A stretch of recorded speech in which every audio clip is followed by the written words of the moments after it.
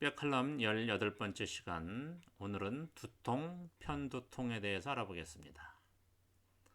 평소 편두통에 시달리고 있는 50대 박모 씨는 툭하면 두통약을 달고 살아야 했습니다. 하지만 약을 먹으면 그때뿐 증상은 나아지지 않고 반복을 하며 괴롭히고 있었습니다.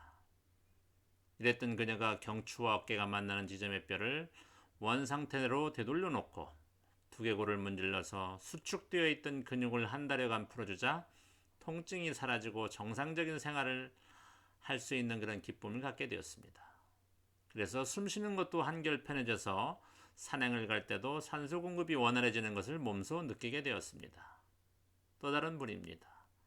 늘 목이 뻐근하고 뒷골이 댕기는 30대 여성이 미라클 터치를 만나서 웃음을 되찾게 된 것은 무엇 때문일까요? 바로 회사 일로 스트레스를 받고 하루 종일 컴퓨터와 씨름을 하다 보니 목은 점점 앞으로 빠지고 일자목이 되어가고 있었습니다. 또 건물 속에 들어가 있다 보니 햇빛은 쪼이지 않고 의자에 앉아 생활을 하여 발가락에 힘이 전혀 없어져서 점점 상체가 내려앉고 숨쉬기도 불편할 정도가 되었습니다. 그래서 깔판형을 발바닥에 깔고 발가락의 힘을 먼저 살려주고 침봉용으로 경추와 두개골을 집중적으로 다스려줘 고질병인 두통에서 해방이 된 것입니다.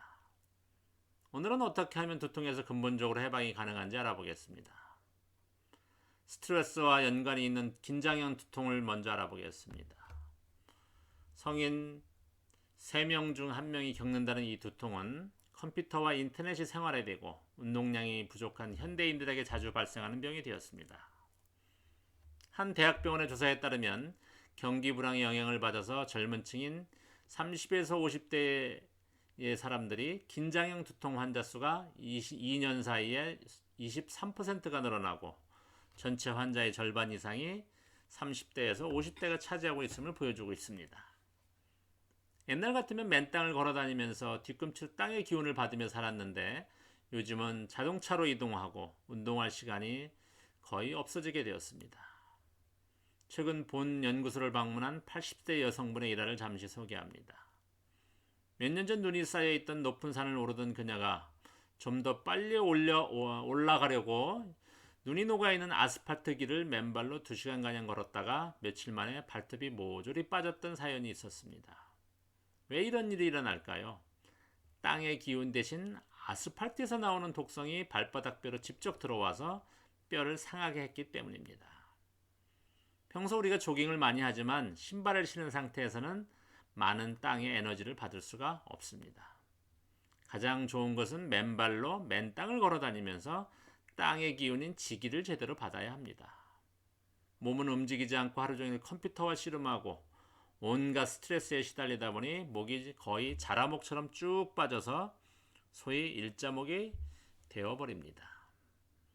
인간은 원래 뒤꿈치를 통해서 자주 걸어주어야 골반을 통해서 상경추까지 모든 에너지가 순환이 되는데 걷지 않다 보니 발바닥으로부터 기운이 들어오지 못하고 게다가 하루 7시간 이상 컴퓨터를 사용하다 보니 자연스레 뼈가 마를 수밖에 없는 환경 속에 살고 있는 것입니다. 가끔 신문지상에서 온종일 고시원이나 게임박에 틀어박혀서 스트레스에 눌려 살던 젊은이들이 자살을 하거나 시름시름 앓다가 생을 달리했다는 그런 뉴스를 듣는 것도 바로 이런 경우입니다. 흔히 컴퓨터나 휴대폰을 많이 사용하는 사람들을 유심히 보면 본인도 모르게 목이 앞으로 쭉 빠져 있는 모습을 볼 수가 있습니다.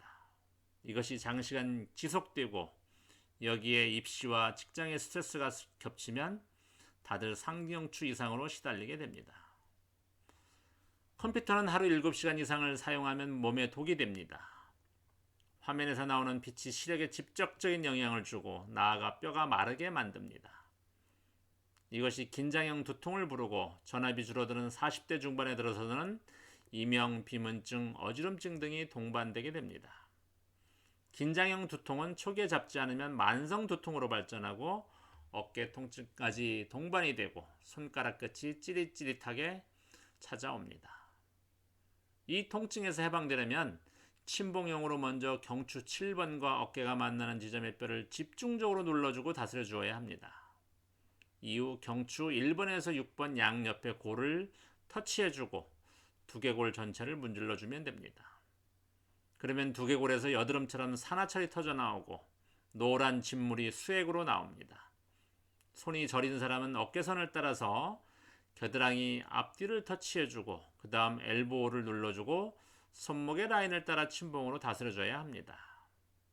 특별히 편두통의 경우에는 앞쪽 쇄골까지 다스려줘야 근치가 됩니다.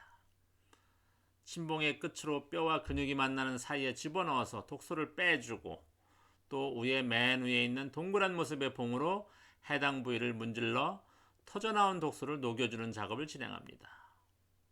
쇄골을 다스린 후에는 긴장형 두통처럼 경추를 다스려주고 두개골 전체를 누르고 문질러줍니다. 이렇게 하면 하늘기운, 즉 천기가 두개골을 통해서 내려오는 것을 몸소 느끼게 됩니다. 그래야 그 천기가 경추와 흉추, 요추를 통해서 꼬리뼈로 전달이 되어서 매일 피를 만들어내는 데 사용이 됩니다. 마지막으로 골반과 발뼈를 다스려주면 발가락의 힘이 목의 힘과 비례해서 목 주위가 강해지기 때문에 목 주위의 그 막힘 현상이 사라지는 데 도움이 됩니다. 네, 감사합니다.